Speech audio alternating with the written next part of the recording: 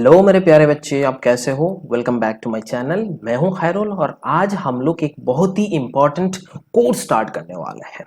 आपके स्क्रीन पे दिख रहा है, एक्चुअल में कोर्स का नाम क्या है, Assam CW previous year question discussion. उसमें हम पूरा असम सीडब्ल्यू का जो भी पेपर है उसको हम डिस्कस करने वाले हैं, प्रीवियस ईयर में आया हुआ, ताकि क्या होगा, आपको सारे के सारे असम सीडब्ल्यू का जो फिजिक्स का पेपर है उसके बारे में पता चल जाएगा। क्यों, मतलब कैसा कैसा क्वेश्चन आता है, कैसा कैसा क्वेश्चन बनता है, कौन कौन सा टॉपिक से बनाया जाता है, आपको कैसे कैसे कौन कौन सा चैप्टर्स को अच्छे से तैयारी करना है, आपका कॉन्फिडेंस लेवल भी बढ़ जाएगा, आपको पता भी चल जाएगा कौन कौन चैप्टर में आपका जो प्रिपरेशन है वो कम है, ज्यादा है, मॉडरेट लेवल में है, ये सब कुछ आपको पता चलने वाला है। आपको ये कोर्स आपको बहुत ही फायदा मिलने वाला है, कोर्स से आपको बहुत ही ज्यादा फायदा मिलने वाला है। स्पेशली असम सीडब्ल्यू के जो बच्चे हैं 2020 एग्जाम देने वाले हैं उनके लिए ही बहुत ज्यादा इंपॉर्टेंट है। तो हम इस कोर्स को हम एक एक चैप्टर करके उसको डिफाइन करेंगे। जैसे यूनिट्स एंड डायमेंशन वाला हमारा पहला चैप्टर हो गया, उसमें कितना क्वेश्चन बन रहा है, कैसा टाइप का क्वेश्चन बनता है, सारे क्वेश्चन हम डिस्कस करेंगे यहाँ पे, है ना। और फिर आपको दूसरा चैप्टर में पहुंचेंगे और मैं आपको बता देता हूं ये जो कोर्स है, ये कोर्स आपको अल्टरनेट डेज में मिलने वाला है। जैसे आज मिला तो आपको कल नहीं मिलेगा, परसों मिलेगा इवनिंग आवर पे 7 बजे के बाद। आप उसको देख लीजिएगा, मजा आ जाएगा आपको। और अब पढ़ते वक्त ना आपको क्वेश्चन पता होना चाहिए कि आप शाम को ही तो पढ़ते हो ना, तो उस सिचुएशन में आपको पता होना चाहिए कि क्या पढ़ना है, या फिर 1 2 3 4 जो भी क्वेश्चन होता है आप उसको एक बार लगा दो, आपका थोड़ा बढ़ जाएगा कॉन्फिडेंस। अच्छा, ये हमें इस चैप्टर में हमें थोड़ा दिक्कत है, उसको थोड़ा रिवाइज कर लेते हैं। और मैं आपको बता दूंगा कैसे कैसे चीजों को रिवाइज करना है, वो सारे के सारे चीज मेरे यहाँ एक साथ आपको बताने वाला हूं ना। तो अगर वीडियो पसंद आ जाए तो लाइक जरूर कर लीजिएगा, शेयर करिए अपने दोस्तों के साथ जो सीडब्ल्यू एग्जाम देने वाला है उसके साथ आप शेयर जरूर कर लीजिएगा, और सब्सक्राइब करने ना भूलिएगा। तो चलिए शुरू करते हैं।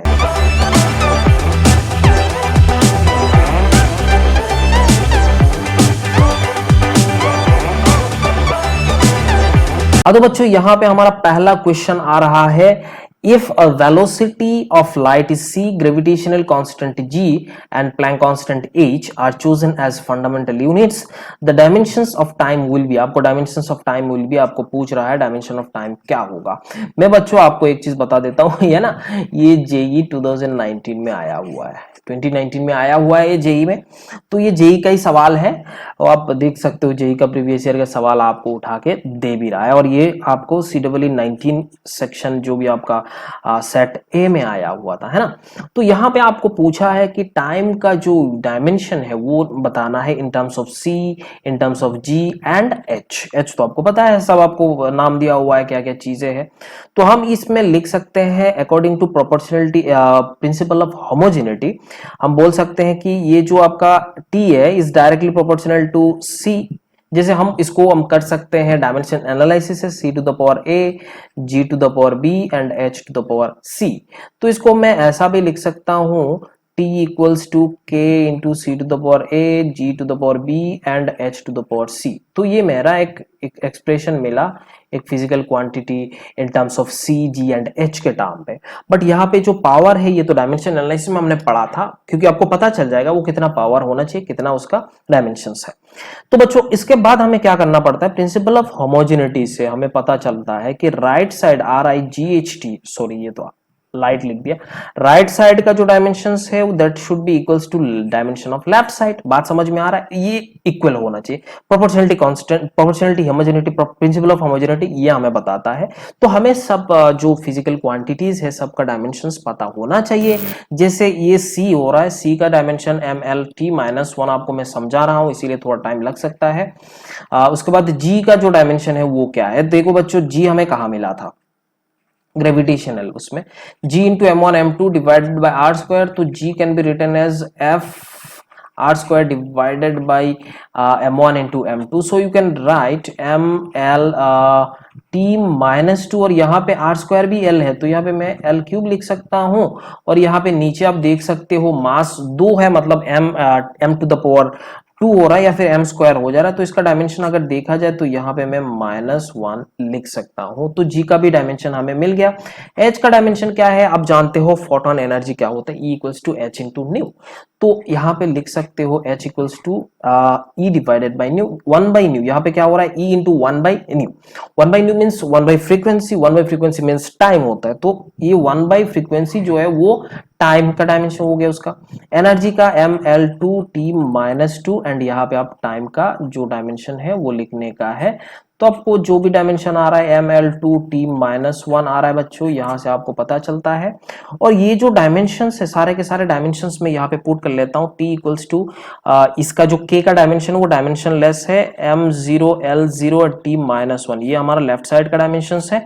एंड c का dimension l(t-1) to the power a, और फिर g का dimension m to the power -1 l³ and t-2 to the power b, and जो आपका h का डायमेंशन है वो m है L2 and t-1 to the power c। बराबर आपको समझ में आता है कि नहीं बराबर। उसके बाद हमें क्या करना पड़ता है, जो आपका डायमेंशन है जैसे m हो गया, l हो गया, t हो गया, सारे फंडामेंटल डायमेंशन है जहाँ, उसका हम लोग क्या करते हैं, पावर को इक्वेट करते हैं। जैसे m का पावर लेफ्ट साइड में 0 है, राइट साइड में जो भी होगा कुछ समेशन होगा a प्लस b वगैरह वगैरह कुछ भी हो सकता है, that should be equals to 0, ये हमें होना चाहिए। मतलब हम क्या करते हैं, डायमेंशन का जो पावर है उसको हम इक्वेट करते हैं बच्चों। यहाँ पे मैं आपको बता देता हूँ, इक्वेट करके भी मैं आपको दिखा देता हूँ। जैसे m के पावर यहाँ पे 0 है और इसमें तो है ही नहीं, इसमें है -1 है, और टू द पावर b तो -b हो गया, और फिर यहाँ पे m के पावर c है। तो यहाँ पे आप लिख सकते हो, ये वाला आपका एक इक्वेशन बना। दूसरा इक्वेशन l के पावर यहाँ पे 0 है, और यहाँ पे आप देख सकते हो a है, सेकंड वाले में आपको 3b नजर आ रहा है, थर्ड वाले में 2c नजर आ रहा है। तो ये अपना सेकंड इक्वेशन आया। And third equation will be 1 equals to -a, और यहाँ पे आप देख सकते हो -2b एंड -c, ये हमारा थर्ड इक्वेशन है। हम लोग अगर ये 2 एंड 3 को ऐड कर ले तो b plus C equals to 1 बन जाएगा, और यहाँ पे c minus B equals to 1। तो ये अगर ये 1 एंड 4 इक्वेशन को मैं सॉल्व करूँ तो c इक्वल्स टू हाफ मिलेगा, और b A c equals to half equals to b, जैसे यहाँ पे आप देख सकते हो c इक्वल्स टू b हो रहा है। तो ये हमने पुट करा, b का वैल्यू मिला। अगर ये b एंड c का वैल्यू किसी भी एक इक्वेशन में पुट कर लो 2 एंड c के बीच में, 2 एंड 3 के बीच में से, तो आपको a का वैल्यू मिल जाएगा, और a का value the value of a equals to -5 divided by 2। बच्चों आपको ये समझ में आता है। तो मैंने क्या करा, -5 डिवाइडेड बाई 2 a के पावर है, इसका मतलब c to the power -5 divided by 2, and b to the power half आएगा, तो इसका मतलब b की जगह आप हाफ लिखोगे, एंड अगेन छोटा c के जो पावर है उसके ऊपर हाफ लिखोगे। तो यहाँ पे आपका जो t is directly proportional to c to the power -5/2, ये कौन सा होगा, ये एक -5/2, ये एक -5/2, and g to the power half, तो यहाँ पे भी g स्क्वायर हो रहा है, तो बच्चों ये नहीं होने वाला, इसका मतलब ये होने वाला है। तो मैं आपको और एक चीज बता देता हूँ, ये तो जेई का सवाल है ही, ऑप्शन भी सेम है। ऑप्शन ये वाला जो डी आंसर है जेई में भी वही डी आंसर था।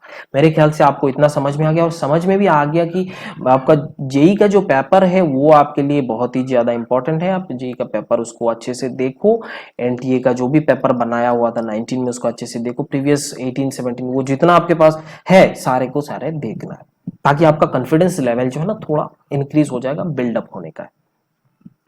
बच्चों दूसरा सवाल यहाँ पे देखते हैं, ये 19 में आया हुआ, ये भी 2019 में आया हुआ था, 2019 में आया। The dimension formula of modulus of elasticity and its unit.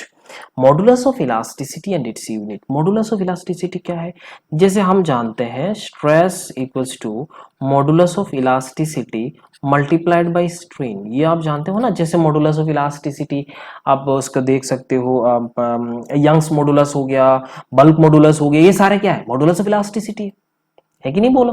तो एक्चुअल में E can be written as, या फिर Y ही पकड़ लो, यंग्स मॉडुलस ही एक्चुअल में पूछ रहा है, तो आप बोल सकते हो स्ट्रेस डिवाइडेड बाय स्ट्रेन। क्या बोल सकते हो, स्ट्रेस डिवाइडेड बाय स्ट्रेन।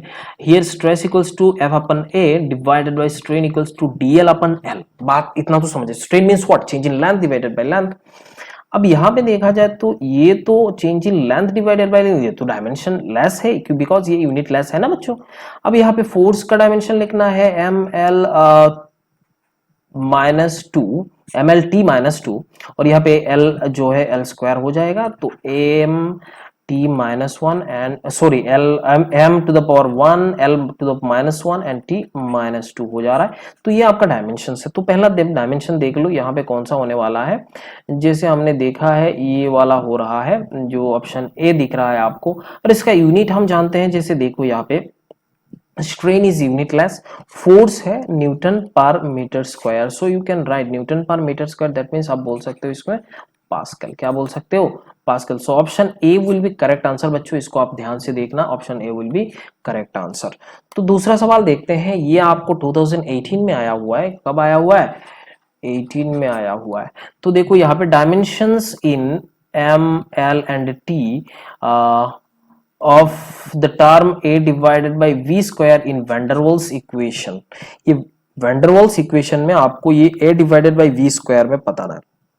तो बच्चों सोचो ये van der Waals इक्वेशन कौन सा था, ये a b स्क्वायर ऐसा टाइप का, वो आपको पता चल रहा है। तो प्रेशर इक्वेशन जैसे मैंने लिख देता हूँ a divided by v square into v minus b equals to r into t, ये हमारा होता है ना। ये वाला इक्वेशन आपने देखा pb इक्वल्स टू nRT को इसमें ऐसे लिख सकते हो। तो आप यहाँ से प्रिंसिपल ऑफ होमोजेनिटी से हम एक चीज जानते हैं। पहली तो बात है left side equals to right hand side, ये होना चाहिए। दूसरी बात है अगर दो फिजिकल क्वांटिटी को हम ऐड कर रहे हैं डायमेंशनली, वो दोनों का डायमेंशन सेम होना चाहिए, वो हमें चेक करना है। तो यहाँ पे तो हमें चेक करना नहीं, हमें वैल्यू निकालना है। तो यहाँ पे हम जानते हैं प्रेशर का जो डायमेंशन है और ये a divided by v square का जो डायमेंशन है वो दोनों बराबर है। तो प्रेशर का dimension equal to a divided by v square का डायमेंशन। हियर हम जानते हैं pressure equal to thrust force divided by a square का डायमेंशन, a का dimension equal to a divided by v square का डायमेंशन। तो इसका डायमेंशन क्या होगा? m l t माइनस 2 और यहाँ पे a का डायमेंशन l स्क्वायर। बात समझ में आया? a divided by v square. तो अब बच्चों यहाँ पे लिख सकते हो m l minus 1 and t minus 2। ये आपका आ रहा है a divided by v square का डायमेंशन है। यहाँ पे डायमेंशन इन m 1 हो रहा है, l इन माइनस 1 हो रहा है और इन t कितना हो रहा है? माइनस 2। तो आई होप आपको ये समझ में आ गया। Option A will be correct answer. जिस बच्चों का ये पेपर है उसने सही करा है, लगता है +4 उसको मिला था। बच्चों आपको यहाँ से एक चीज पता चला कि यूनिट्स एंड डायमेंशन से हमेशा आपको क्वेश्चन पूछता है, यूनिट्स एंड डायमेंशन से आपको हमेशा क्वेश्चन पूछता है, और एरर एनालिसिस भी आपको इंपॉर्टेंट नजर आएगा। बात समझ में आ रहा है? तो ये यूनिट्स, डायमेंशन एंड एरर को आपको अच्छे से पढ़ना चाहिए। उसका सवाल हमेशा पूछता है और सवाल आसान होता है। आपको डायमेंशन एनालिसिस पता है तो आप सवाल कर सकते हो, एरर एनालिसिस आपको पता है कर सकते हो, कोई शक वाली बात नहीं है। ये चैप्टर को अगर आप रिवाइज करना चाहते हो तो आप यूनिट्स एंड डायमेंशन, ये यूनिट्स एंड मेजरमेंट बोल के मैंने एक 11th का एक कोर्स मैंने क्रिएट करा, उसको जाके आप देख सकते हो। वो प्लेलिस्ट में जाओ, सारे के सारे देख लो। 1.5x और आप देख सकते हो 2x में, जल्दी से उसको देख लेना, उसमें कोई शक वाली बात नहीं है। उसको देखो फिर इसको सॉल्व करते जाओ। और मेरा यही मेन मोटिव है कि आपका जो प्रीवियस ईयर का पेपर है वो मैं जितना जल्दी हो सके उसको मैं आपको प्रोवाइड करते रहूंगा, लेकिन हर दिन नहीं बेच सकता, मेरा भी टाइम का कमी है। तो अल्टरनेट डेज में मिलेगा और रात को मिलेगा, है ना। 7 बजे के बाद आपको मिल जाएगा, वो सब कुछ मिलने वाला है। तो चलिए मिलते हैं अगले लेक्चर पे, तब तक आप खुश रहिएगा और जम के पढ़ाई करिए। मैं आपको बताता हूँ लॉकडाउन के टाइम है, मौका है, बहुत ही ज्यादा टाइम, अच्छा टाइम मिला है, गोल्डन अपॉर्चुनिटी। आप पढ़ते रहो, डिप्रेशन में मत जाओ। और डिप्रेशन में हो रहा है, एंजाइटी हो रहा है, एग्जाम फियर हो रहा है, कैसे पढ़ाई करें, क्या करें, नहीं करें, या फिर आप स्ट्रेटेजी के ऊपर कोई दिक्कत हो रहा है, तो एनी टाइम आप कॉन्टेक्ट कर सकते हो, मैं आपको रेस्पॉन्ड करने वाला हूँ, है ना। Thank you so much, bye bye and take care.